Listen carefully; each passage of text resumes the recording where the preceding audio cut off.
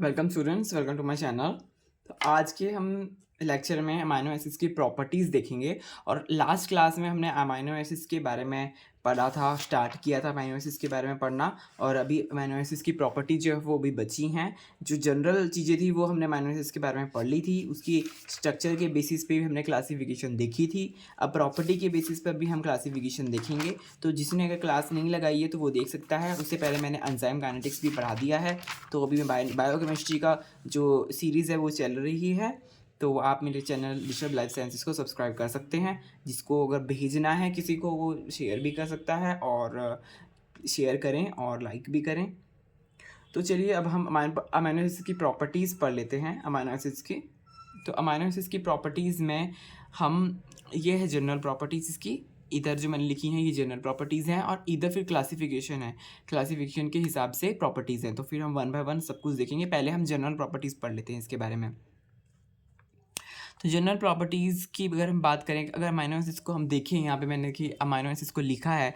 तो अगर हम इसको देखें तो एक साइड पर एन टर्मिनल पर अमाइनो ग्रुप होता है, और सी टर्मिनल जो होता है वहाँ पे COH कार्बोक्सिल ग्रुप होता है। और बीच में अल्फ़ा कार्बोक्सिल ग्रुप से जब आगे को हम रीड करते हैं तो क्या होता है, alpha beta gamma, alpha carbon beta carbon gamma carbon, ऐसे यहाँ पे कार्बन होते हैं। और ये गाबा गाबा क्या है, इसको अमाइनो बुटारिक एसिड को गाबा भी बोलते हैं। एक जनरल बात लिखी हुई है। और अगर अगर हम बात करें इसकी जनरल प्रॉपर्टीज़ की, तो चलिए शुरू करते हैं, जनरल प्रॉपर्टीज़ की बात करते हैं। तो ये देखिए, प्रोलीन जो है वो उसको इमीनो अल्फ़ा अमीनो भी बोलते हैं, अल्फ़ा अमीनो भी बोलते हैं। और जो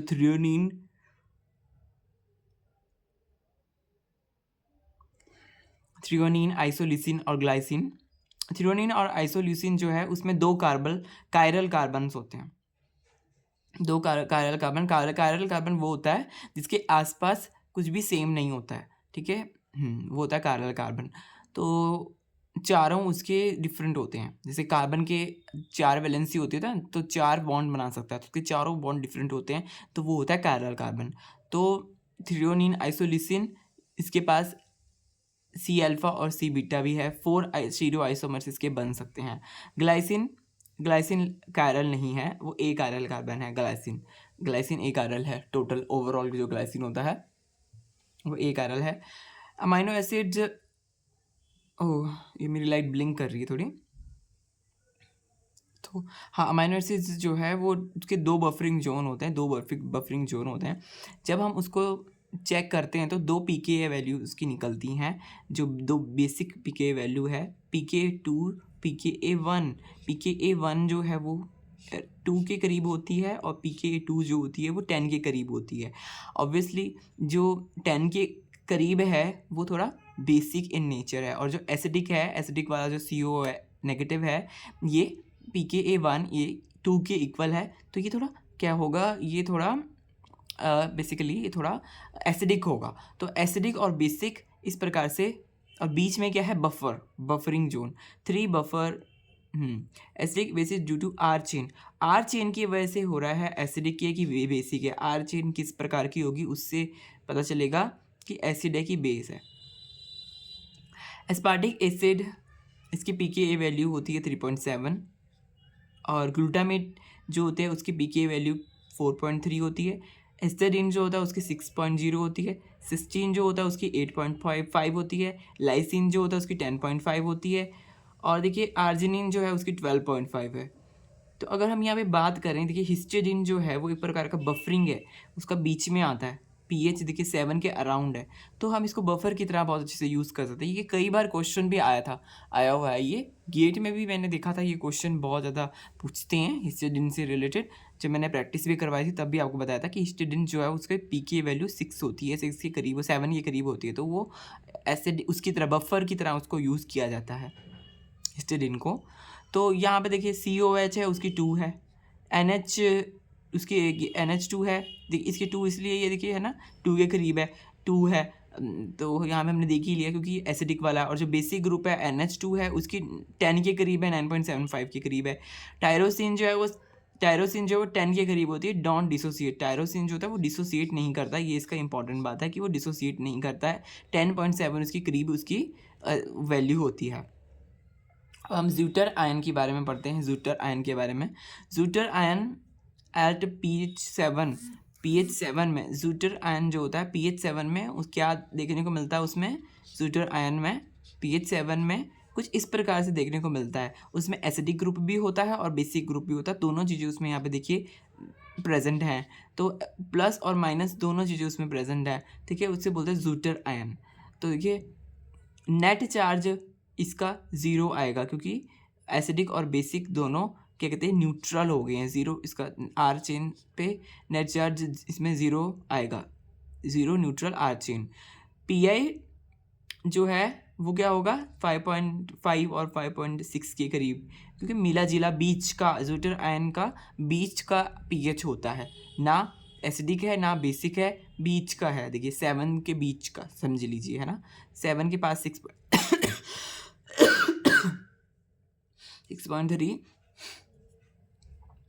branch change amino acid, branch change amino acids है ये एक प्रकार का।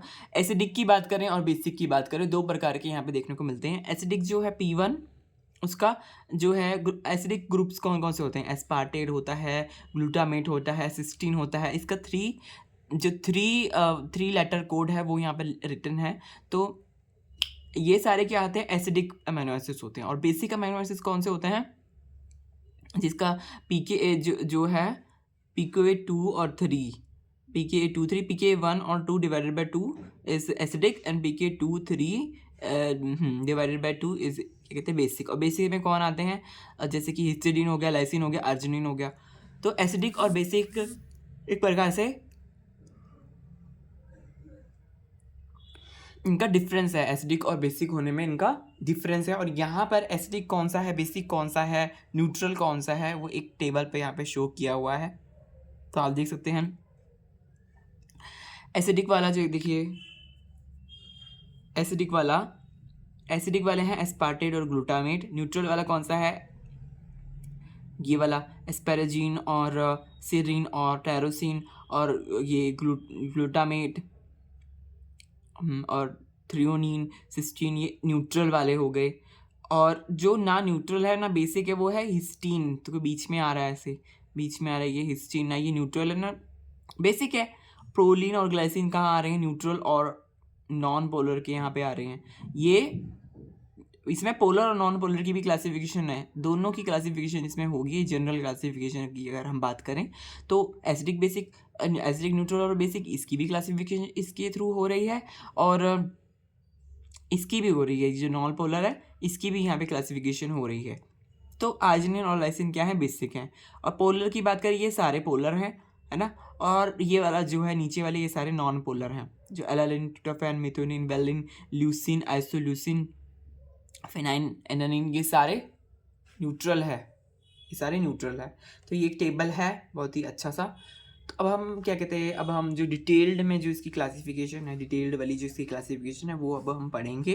Detailed classification, total amino acids जो होते हैं वो 20 होते हैं, 20 अमाइनो एसिड्स जो होते हैं, और प्लस एक सेलिनोसिस्टीन होता है और एक होता है हाँ दो प्रकार के होते हैं पायरोसिस्टीन। सेलिनोसिस्टीन और पायरोसिस्टीन दो प्रकार के होते हैं, स्टैंडर्ड अमाइनो एसिड्स होते हैं। ये 20 होते हैं प्लस दो ये भी होते हैं, there are only 20 amino but जो है because there are 20 amino acid tRNA synthase, 20 amino acid tRNA synthase जो है वो ह्यूमन में प्रेजेंट है। इसी वजह से क्या है, सिंथेस का काम ही है बनाना, उन अमाइनो एसिड्स को बनाना, इसीलिए यहाँ पर 20 अमाइनो एसिड्स आपको देखने को मिलते हैं।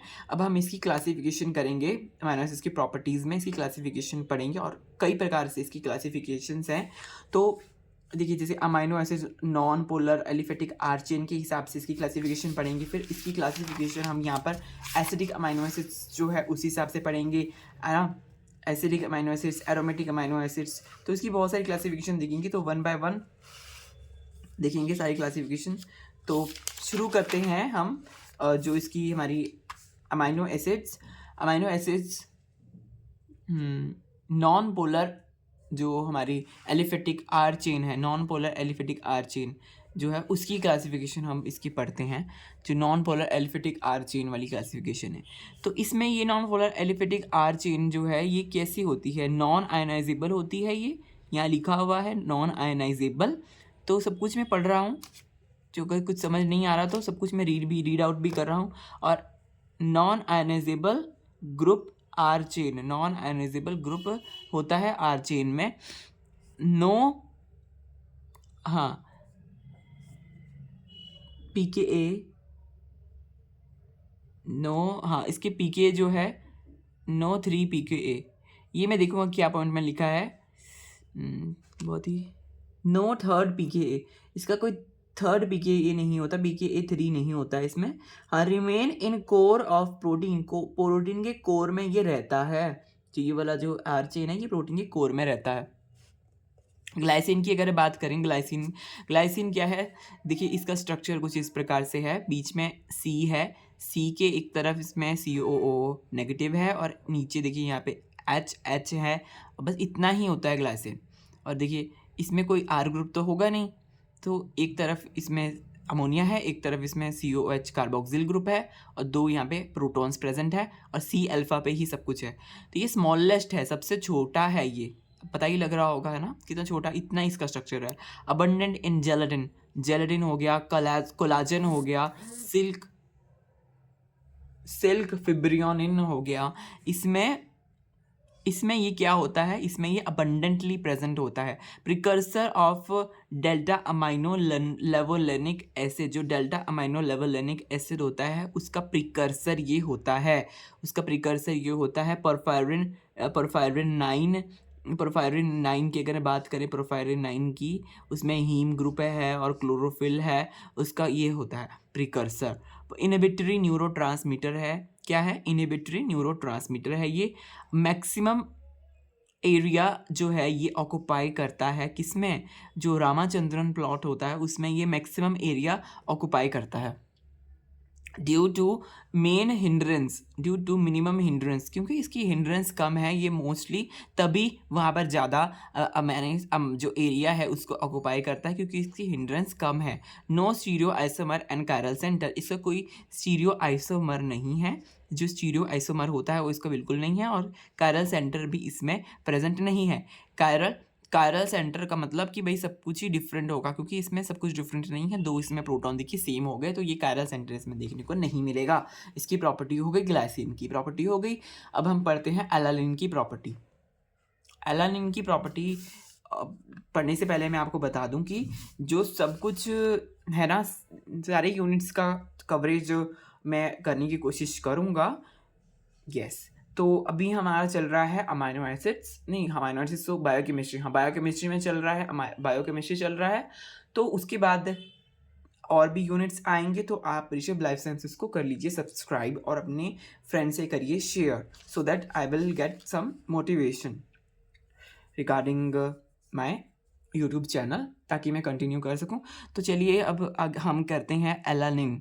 एलानिन जो है, एलानिन इसका स्ट्रक्चर कुछ थोड़ा सा ही डिफरेंट है, बस यहाँ पर जो मिथाइल ग्रुप है वो यहाँ पर प्रेजेंट है एक्स्ट्रा, ये देखिए यहाँ पे एक्स्ट्रा मिथाइल ग्रुप प्रेजेंट है, बाकी सब कुछ सेम है यहाँ पर, बस एक्स्ट्रा इथाइल ग्रुप यहाँ पर प्रेजेंट है। और ये नॉन पोलर होता है, ग्लूटामेट एलानिन साइकिल में ये क्या कहते हैं, जो एन ट्रांसफर फ्रॉम,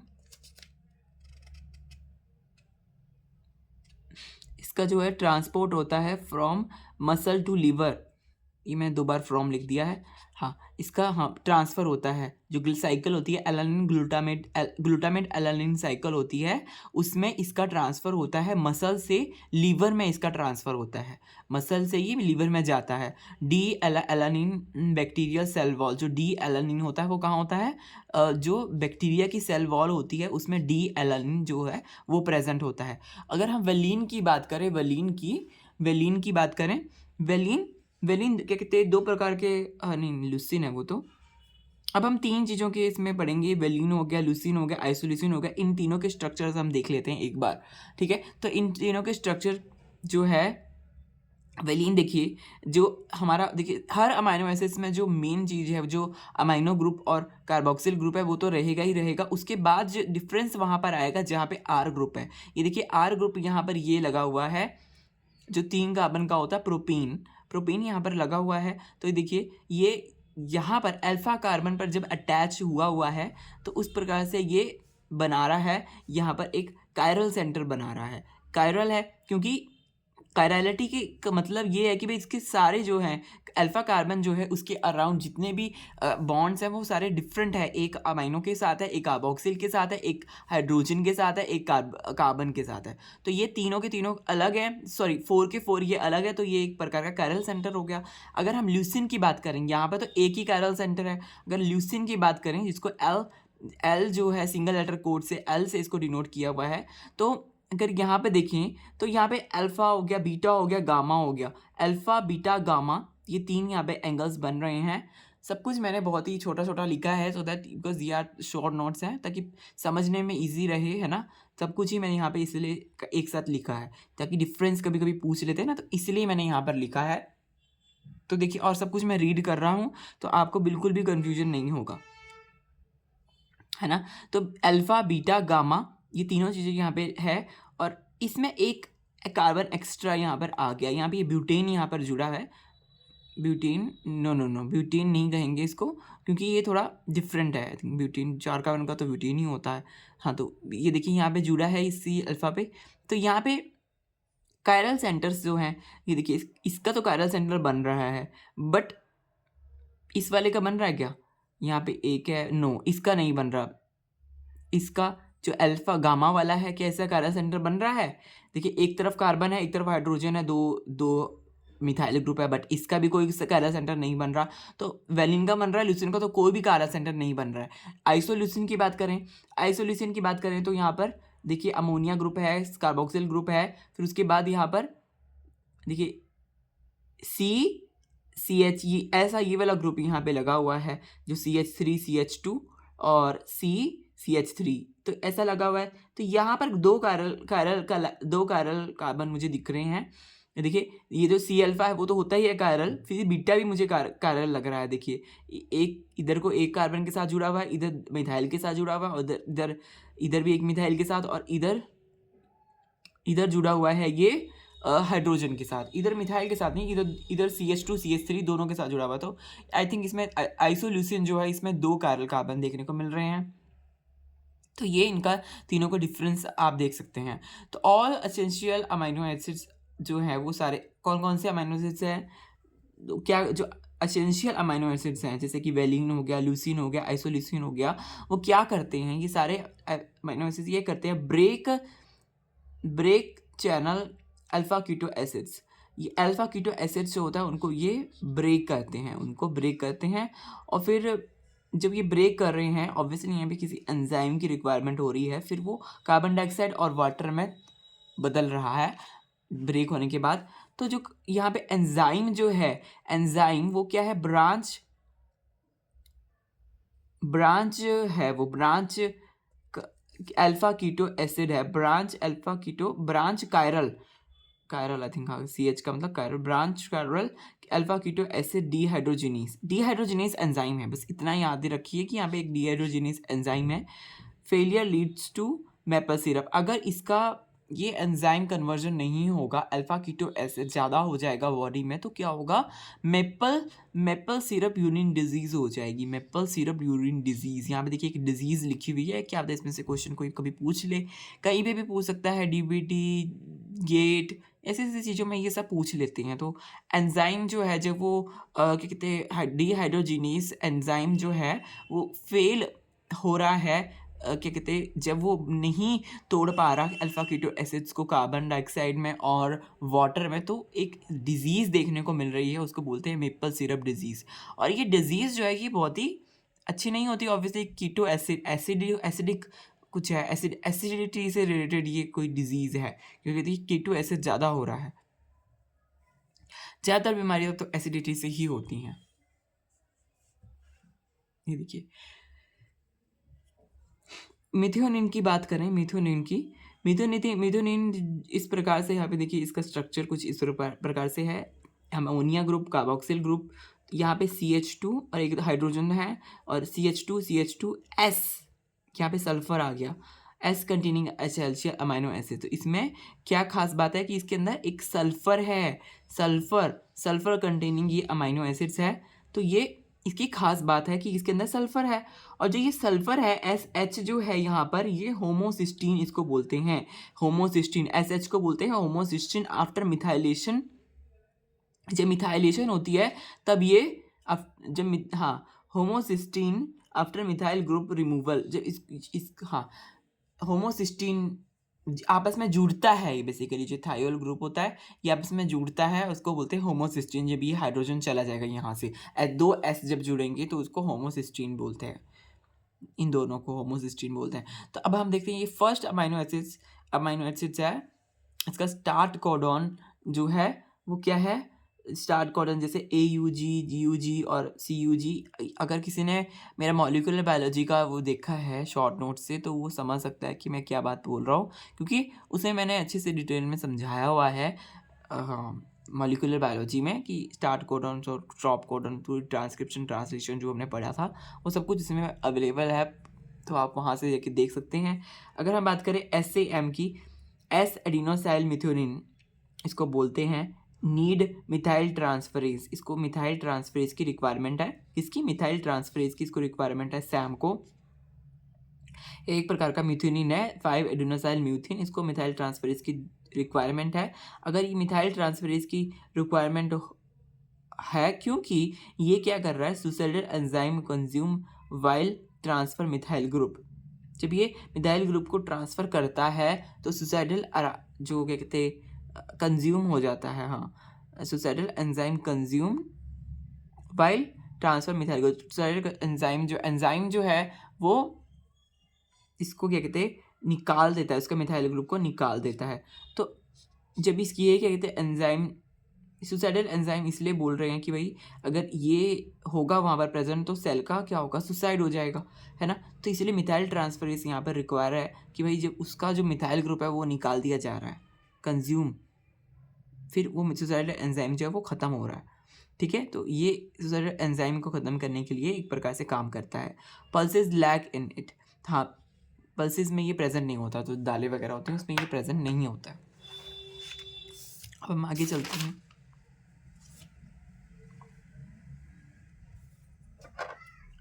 अब हम एसिडिक अमाइनो एसिड्स के बारे में पढ़ेंगे यहाँ पर, एसिडिक अमाइनो एसिड्स के बारे में।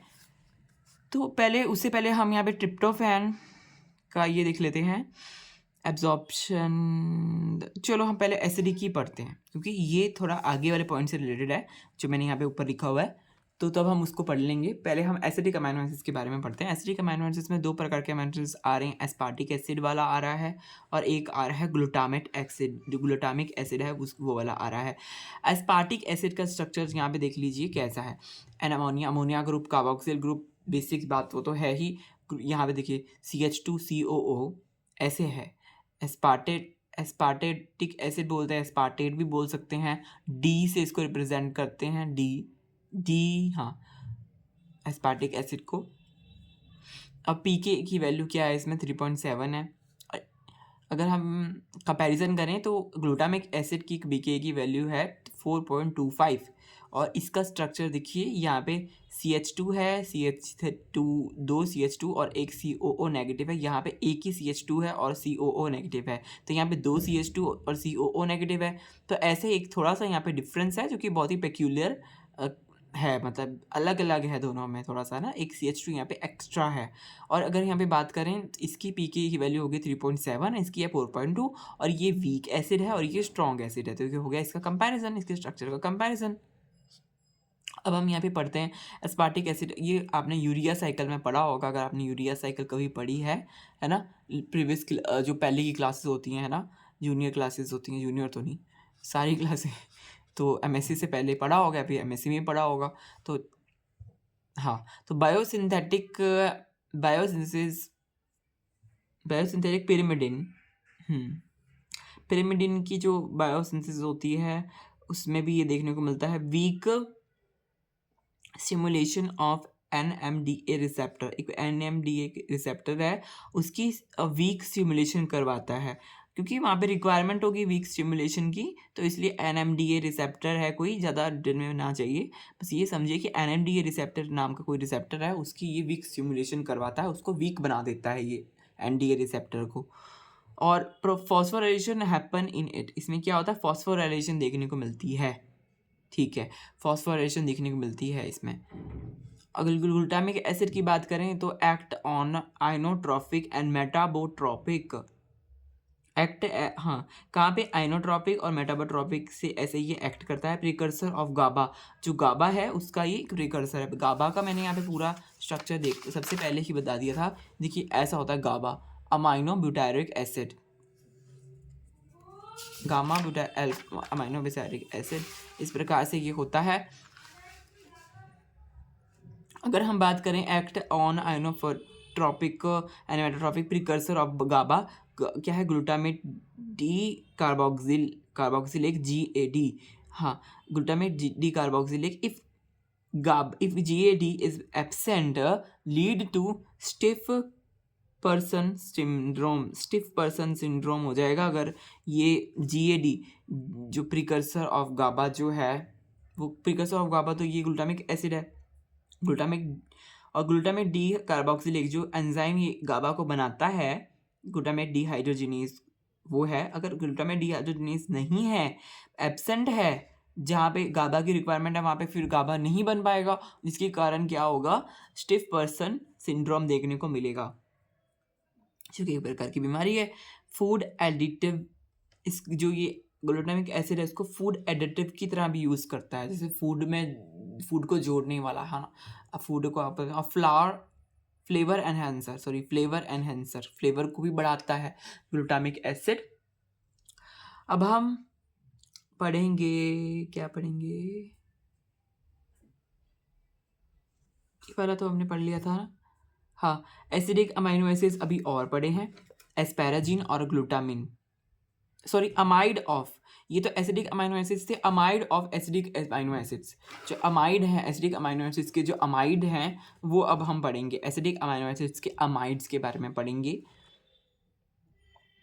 फिर हाँ भी अब इस क्लास में ये पढ़ लेते हैं। हाँ, तो asparagine amide of acidic amino acids कौन सा है, एक एस्पैराजिन और एक है ग्लूटामिन। एस्पैराजिन और ग्लूटामिन क्या है, amides of acidic amino acids. तो देखिए एस्पैराजिन जो है वो कैसा है, उसका स्ट्रक्चर कैसा है, यहाँ पे कार्बन है और ये तो होता ही है, इसके अलावा यहाँ पे CH2 और CONH2 ये प्रेजेंट है, ये पूरा यहाँ पे स्ट्रक्चर प्रेजेंट है, थोड़ा अलग सा, जो कि ग्लूटामेट में नहीं प्रेजेंट था।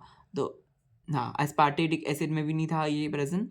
और यहाँ पर अमाइड्स, इसको अमाइड्स इसलिए बोला गया क्योंकि यहाँ पे देखिए amides of acidic amino acids क्यों बोला गया, क्योंकि यहाँ पर स्ट्रक्चर देखिए बहुत ही ज़्यादा सिमिलर है। अगर मैं एस्पार्टेट की बात करूँ तो यहाँ पे देखिए CH2 और COO है, और वहीं इसके अमाइड ऑफ एस्पार्टिक एसिड जो एस्पैराजीन है उसकी बात करूँ तो यहाँ पे देखिए CH2 और पूरा ये कंपाउंड यहाँ पर लगा हुआ है, जिसको बोलते हैं CO और NH2, ये पूरा लगा हुआ है। थोड़ा यहाँ पे डिफरेंस आ गया, यहाँ पे COO अकेला नहीं है, यहाँ पे एक अमाइनो ग्रुप भी आ गया।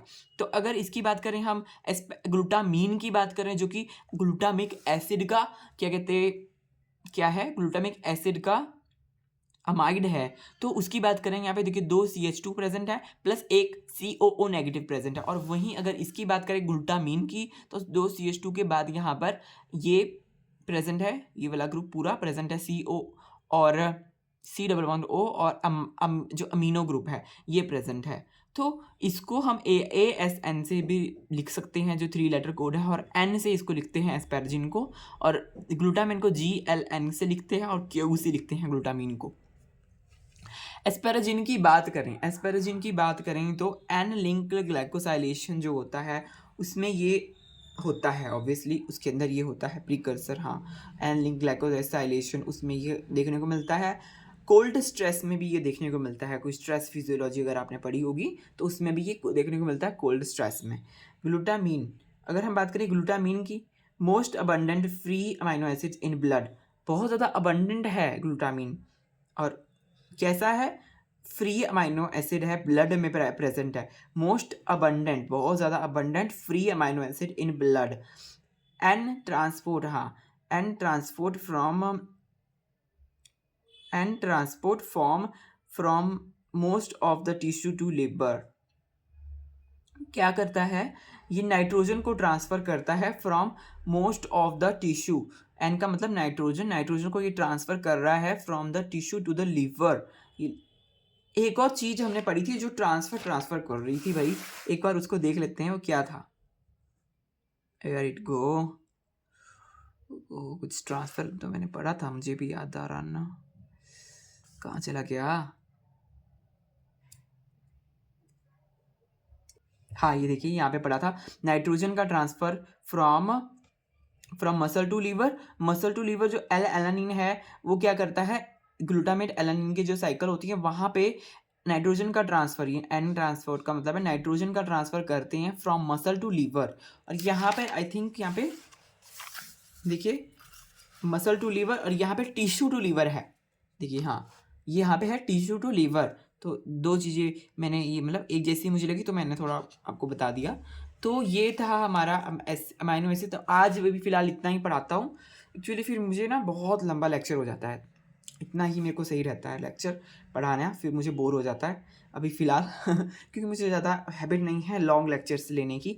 तो अभी मैं इतना ही लेक्चर लूँगा, फिर अब बाद में लेक्चर आएगा। तो देखिए, ये देखिए आप देख सकते हैं कि अमाइनो एसिड्स के बारे में हमने पढ़ लिया, कई कुछ हमने पढ़ लिया।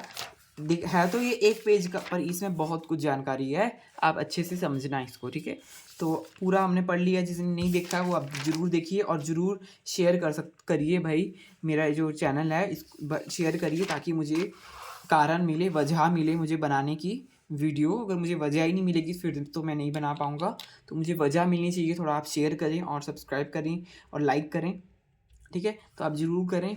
तो और हम मिलेंगे फिर बाद में अगले उसमें। तो अगले उसमें हम प्रॉपर्टीज़ ही पढ़ेंगे, क्योंकि प्रॉपर्टीज़ बहुत सारी हैं अमाइनो एसिड्स की और सारी प्रॉपर्टीज़ पढ़नी भी ज़रूरी है। तो सारी प्रॉपर्टीज़ पढ़ेंगे, जो मैंने प्रॉपर्टीज़ लिखी हुई हैं सारी पढ़ेंगे। फिर उसके बाद अमाइनो एसिड्स तो अभी लंबा चलेगा। फिर उसके बाद हम इसकी थोड़ी हम ट्रिक भी देखेंगे। मैंने ट्रिक भी इसकी लिखी हुई है, बहुत अच्छी ट्रिक्स लिखी हुई है, इसको कैसे याद करना है, अमाइनो एसिड्स की ट्रिक्स लिखी हुई है। और फिर उसके बाद हम रामाचंद्रन प्लॉट भी देखेंगे। तो बहुत सारा अभी तो शुरुआत हुई है। तो आप सब्सक्राइब करें लिटरेचर लाइफ साइंस को और जुड़े रहिए मेरे साथ और पढ़ते रहिए अच्छे से, ठीक है friends. Bye bye, have a nice day.